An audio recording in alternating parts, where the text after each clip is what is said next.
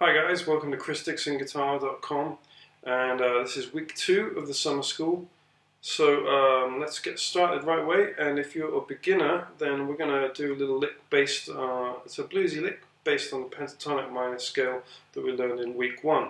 If you don't know the pentatonic minor scale from week 1, then go back and review the video. I'll show you how to play it. I'll just quickly play it for you so you know what we're talking about.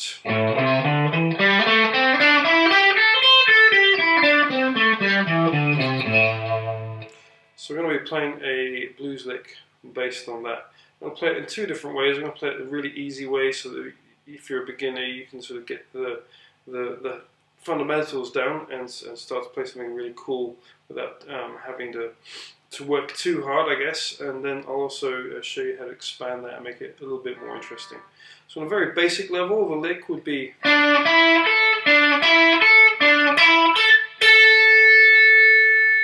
okay.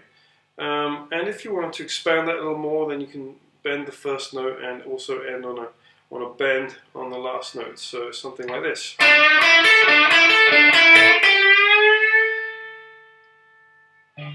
Okay, so 2 different ways to play effectively the same thing.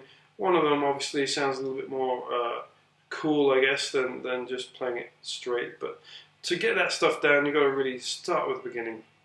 Start with the fundamentals and just learn the basics. So here is the basics. I'm going to go over it really slowly for you. So this is the first note would be the 7th fret on the 3rd string, the G string. Then we're going to play the 5th fret on the 2nd string, and then finally the 5th fret on the E string, the high E, the 1st string. You repeat that 3 times like this.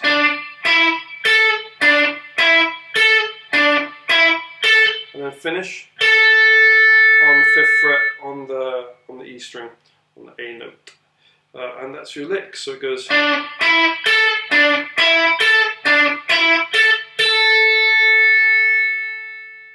Okay. Basically, to expand that a little further, I'll play that lick slowly. Bend, and then those 2 notes, the 5th fret notes, and then again, and again. And finish with a bend on the 8th fret on the B string. Try and get that in tune so it sounds like an A. And that's it. Hope you enjoy that little bluesy lick for a beginner. Thank you.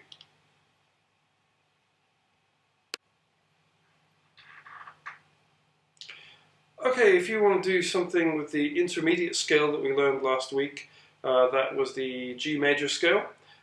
If you don't know that scale, again, go back, check out the week 1 where I'll show you how to play that.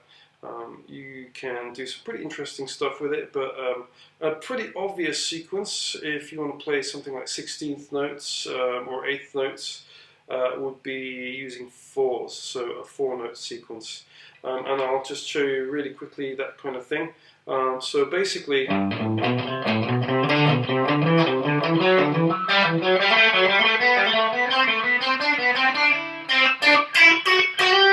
that's just using pretty simple 4-note sequence. I'll go over that slowly so you can check it out again.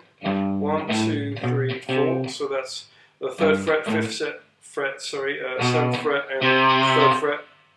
Then you go back and you play the 2nd note that you played in that sequence. So it would be the 5th fret, the 7th fret, and then the 3rd fret on the next string, on the A string, and then the 5th fret on the same string.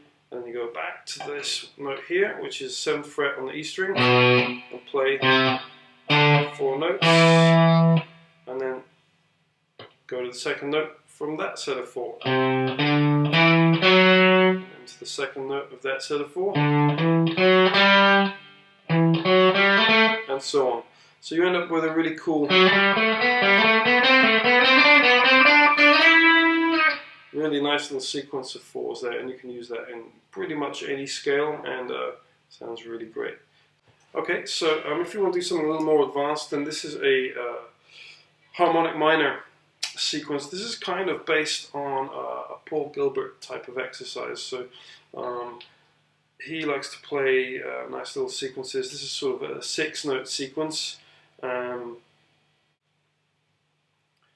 Okay, so here it is. Let's check this one out.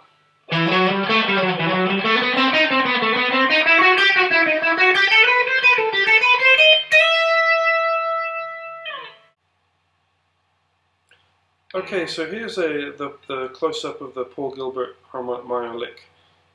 Basically it's 7th fret, 9th fret, 10th fret, 7th fret on the D string, 10th fret on the A string, 9, 7, 9, 10, 7th fret on the D string, 9th fret, 10th fret, 8th fret on the G string, 10th fret on the D string, 9th fret, 7th fret, back up again, 8, 9, 11, 8, 11, 9, 8, 9, 11, 8, 10, 12, 10, 8, 11, 9, 8, 9, 11, 8, 10, 12, 8, 11, and finishing on the root, the 12th fret.